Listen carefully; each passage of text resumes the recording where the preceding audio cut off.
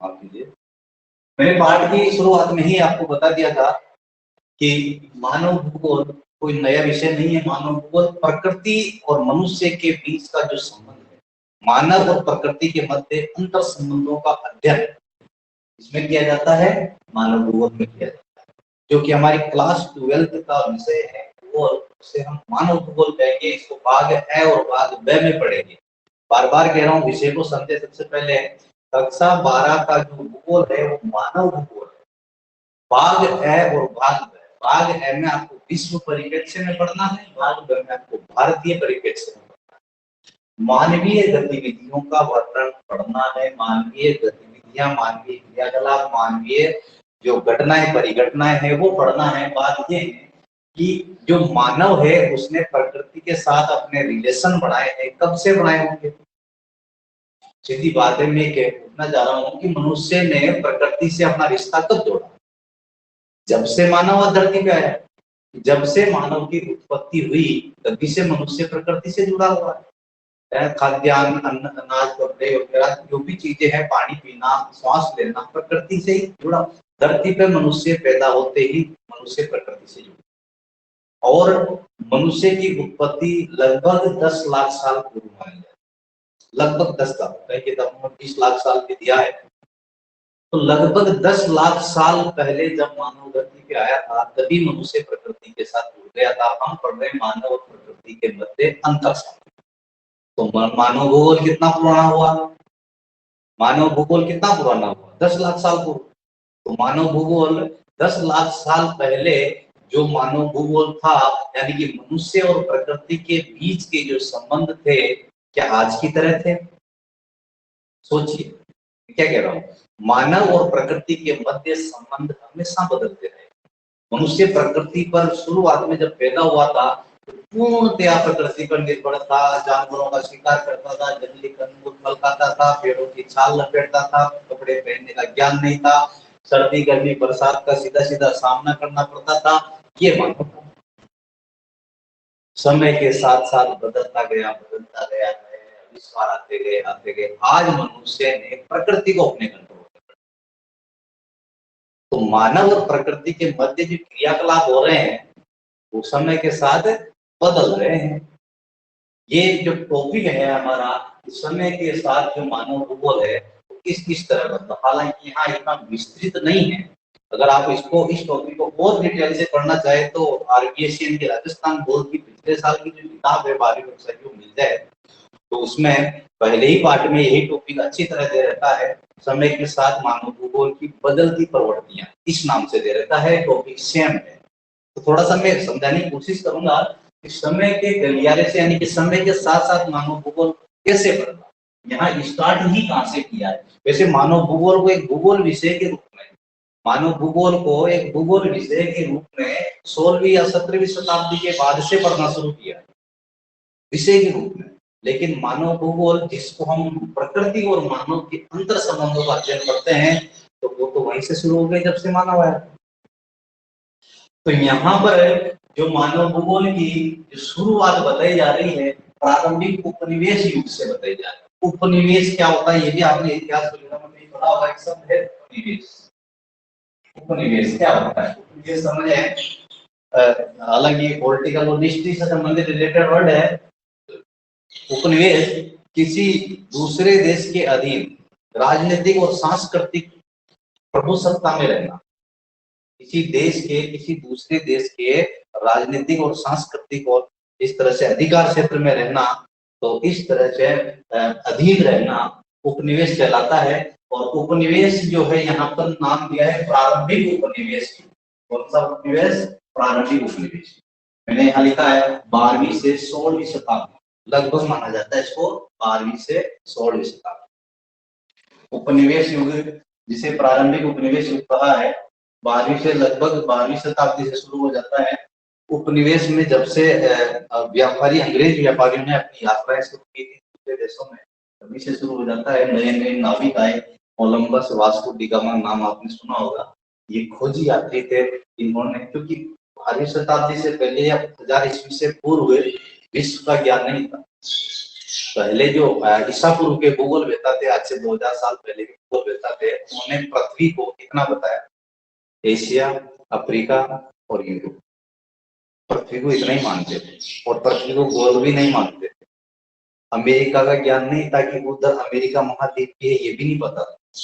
तो नई खोजें हुई कब? 12वीं शताब्दी के बाद। 12वीं शताब्दी के बाद नई खोजों के बाद पता लगा कि ये अमेरिका भी है, इधर और भी ऑस्ट्रेलिया महाद्वीप है।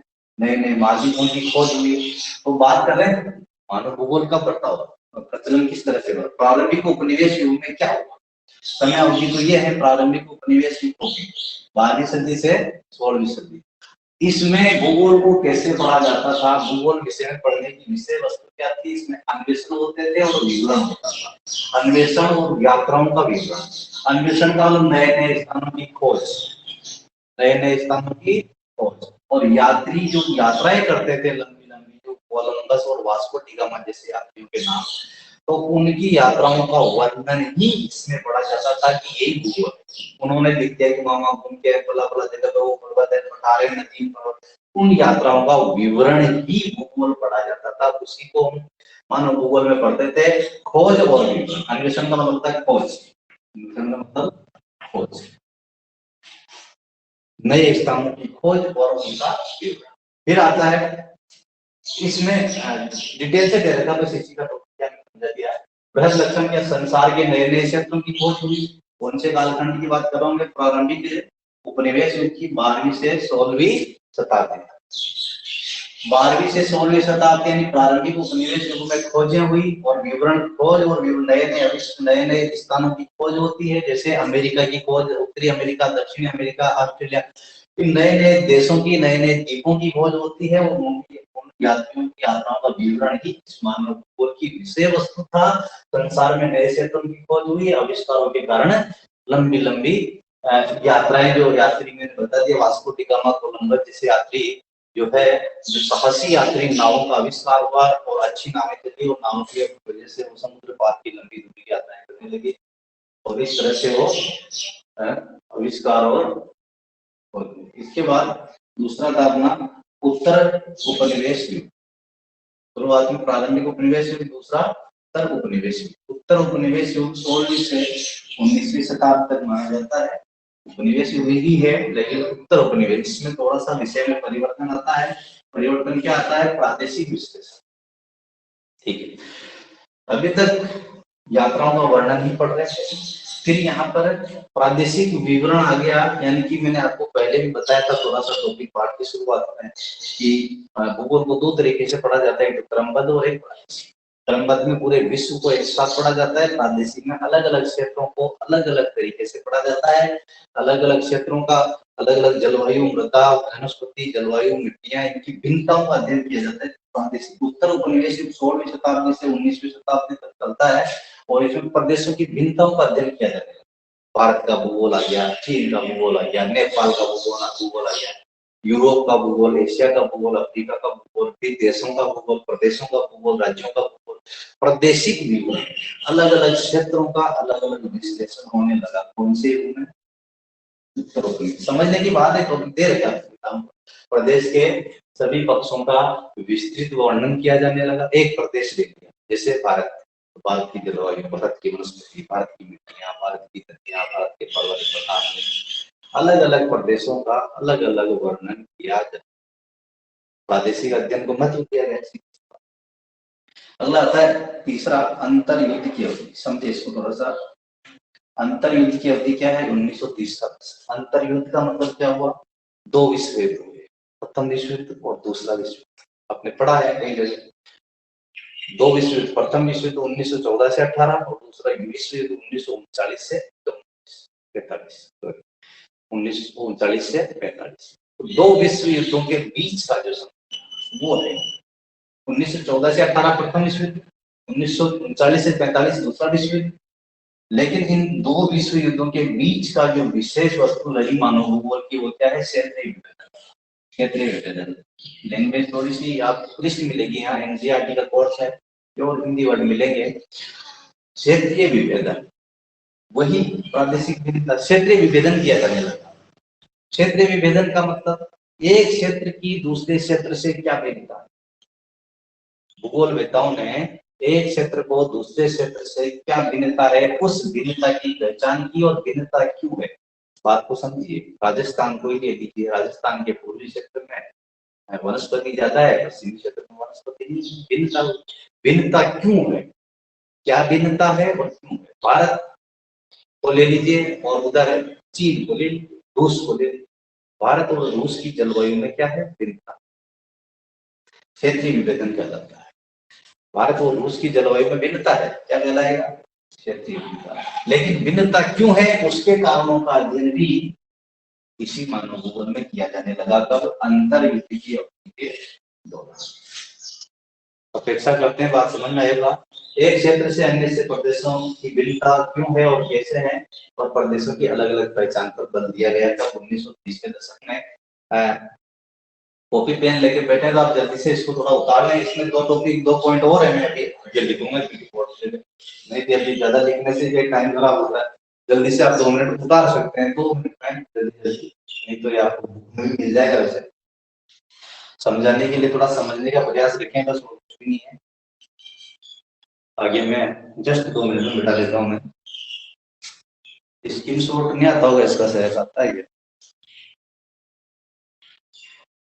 चलो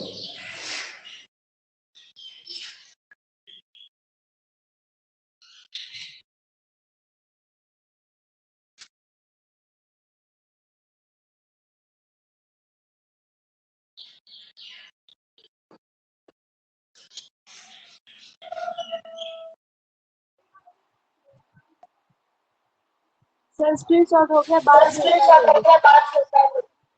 ये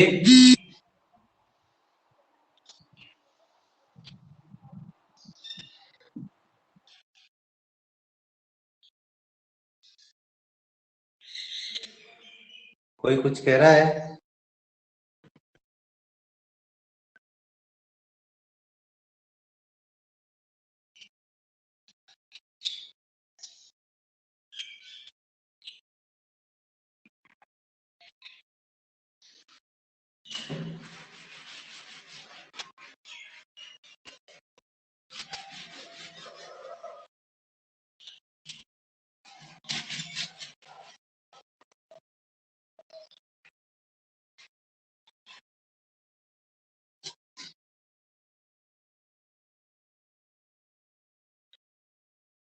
चौथा पॉइंट है इसमें अपना 1950 के दशक के अंत तक। ये चौथा पॉइंट में यहीं से ले रहा हूँ वापस। 1950 के दशक के अंत से 1960 के दशक के अंत तक समय बदल गया, नेक्स्ट आगे बढ़ गए। 1950 से लेकर 1960 के दशक तक मानव भूगोल के विषय की प्रवृत्ति कैसी रही है वो समझे। और इसमें जो संगठन, जो प्रवृत्ति उपागम जो है अपना स्थानिक संगठन के नाम से जाना गया। स्थानिक संगठन, स्थानिक संगठन के नाम से जाना गया, और जिसे मात्रात्मक क्रांति कहा। मात्रात्मक क्रांति का थोड़ा सा समझ लें जल्दी से, ज्यादा विशेष बात नहीं है, ध्यान दें।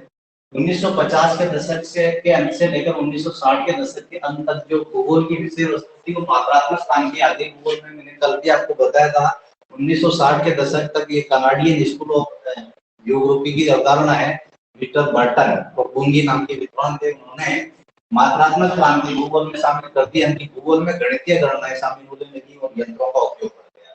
तब की बात कर रहा हूँ 1950 से 60 के दशक की, ठीक है ना। तो इस समय कंप्यूटर का आविष्कार आ गए, कंप्यूटर और गणितीय गणनाएं भूगोल की विषय वस्तु बनी, भूगोल में सम्मिलित की जाने लगी,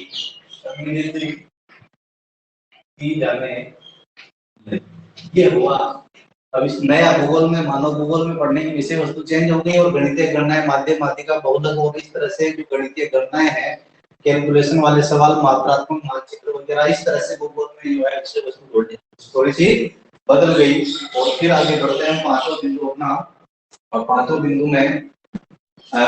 बिंदु में जो है तीन विचारधाराएं हैं 1970 के बाद। यहाँ का टॉपिक आता है 1970 के दशक में। दशक का मतलब आप सभी जानते होंगे, 10 साल का समय। 1970 के दशक का मतलब है 1971 से लेकर 70 का समय बता रहा है। 1970 के दशक में क्या होता है, तीन विचारधाराएं आती है, मानवतावादी, कल्याण है, आमूलवादी, इसको कल्याणवादी भी कहा है, आमूलवादी और व्यवहारवादी। मानव भूगोल में 1970 के दशक के बाद, जो मैंने आपको कल डिटेल से बता दिया था क्या है मानवतावादी उदाहरण, आमूलवादी और व्यवहारवादी, तीनों उदाहरण के बारे में पूरा टॉपिक पूरा क्लास ही सीखने दी मैंने।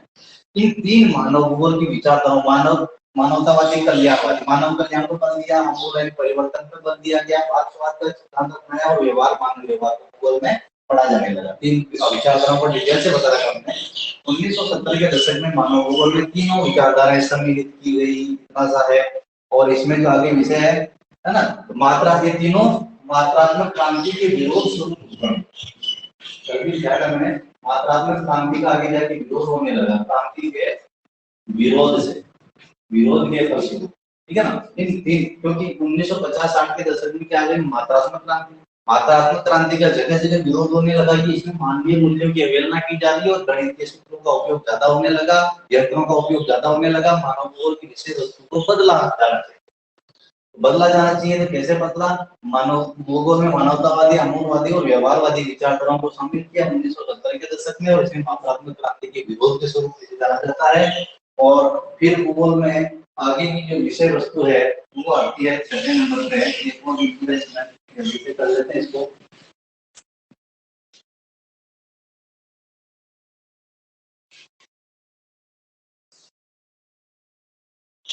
उन्नीस सौ नब्बे के दशक के बाद, छठा बिंदु है 1990 के दशक के बाद का जो भूगोल है उसे उत्तर आधुनिकतावाद के नाम से जानते हैं। उत्तर आधुनिकतावाद, उत्तर आधुनिकतावाद। जिस भूगोल को आज हम वर्तमान में पढ़ रहे हैं, इसको व्यवस्थित ढंग से सिद्धांतों और व्याख्याओं को जिस तरह से हम तरीके क्रमबद्ध रूप से बृहद सामान्यीकरण तथा मानवीय दशाओं का की व्याख्या की जाने लगी, और विभिन्न प्रकार के प्रयोजन प्रश्न, और इस प्रकार से प्रत्येक विषय को तरीके से क्रमबद्ध रूप से सिस्टमेटिक ढंग से जो आज हम विषय को भूगोल में देख रहे हैं वो 1990 के बाद आया, ठीक है ना। ये टॉपिक हालांकि इसमें काफी लंबा चौड़ा मटेरियल लिखने का, बोर्ड पे भी इतनी जगह नहीं है और इतना टाइम भी नहीं हो पाता है। इस तरह से मानव भूगोल समय के साथ साथ बदला है, पूरी सामने आपको यही बता दी। प्रश्न बढ़ा की आवश्यकता है और इनमें से छोटे छोटे बन जाते हैं। मानवतावादी, आमूलवादी, व्यवहारवादी विचारधारा का आगमन कब हुआ, मानव भूगोल में मात्रात्मक क्रांति का आगमन कब हुआ, 50 से 60 के बीच गणितीय गणनाओं का उपयोग होने लगा, और भी इस तरह से विचारधाराएं हैं। तो ये हुई मानव भूगोल की विषय वस्तु जो समय के साथ बदली है। मैंने कहा राजस्थान का आरबीएस की वाली किताब अगर मिल जाए तो उसमें भी बहुत अच्छी तरह से दे रखा है टॉपिक है। इसके अलावा वर्णनात्मक रूप से दे रखा है, वहां भी आप पढ़ने का प्रयास करें। और ये तो अपना एक टॉपिक, और ये एक लास्ट टॉपिक काटना और बचा है, टाइम पूरा करवा दूं, और जस्ट है अभी टाइम 5-7 मिनट, ये ज्यादा नहीं है। प्रैक्टिकल नया पार्ट होगा अपना जनसंख्या वाला, और थोड़ा इंटरेस्टिंग भी है वो पार्ट, तो इस पार्ट को आप थोड़ा सा तैयार रखें। हाँ, नेक्स्ट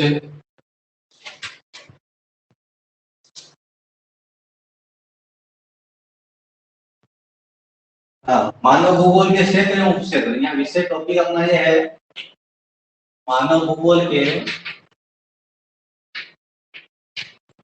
क्षेत्र एवं उपक्षेत्र, ठीक है ना।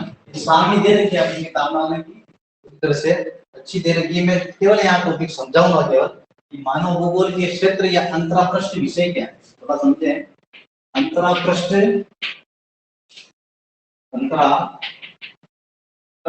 विषय क्या है ये समझे कि मानव भूगोल के क्षेत्र और उपक्षेत्र यानी मानव भूगोल में कौन कौन सी विषय वस्तु के टॉपिकों का इसमें अध्ययन किया जाता है। भूगोल तो पढ़ रहे हैं, मानव भूगोल में घटनाएं पढ़ रहे हैं कई प्रकार की, जो जैसे ये मानव भूगोल में ही मानव कल्याण का अध्ययन किया जाता है। भी कल्याणकारी विचारधारा पढ़ी थी, तो कल्याण भूगोल तो कल्याण अर्थशास्त्र का विषय है। मानव भूगोल में मानव व्यवहार का अध्ययन किया जाता है, तो मानव व्यवहार का अध्ययन तो मनोविज्ञान में किया जाता है। तो इस तरह से मानव भूगोल किन किन विषय वस्तुओं से जुड़ा हुआ है, किताब में इस तरह की सारणी दे रखी, थोड़ा आप समझ लें। मैं यहाँ शॉर्ट में बता देता हूँ। इस तरह से देखती मानव भूगोल के क्षेत्र और यहाँ है उप क्षेत्र, इसे दे रखी सारणी किताब देख लेना। और सामाजिक विज्ञानों से संबंध, अन्य सामाजिक विज्ञानों से संबंध,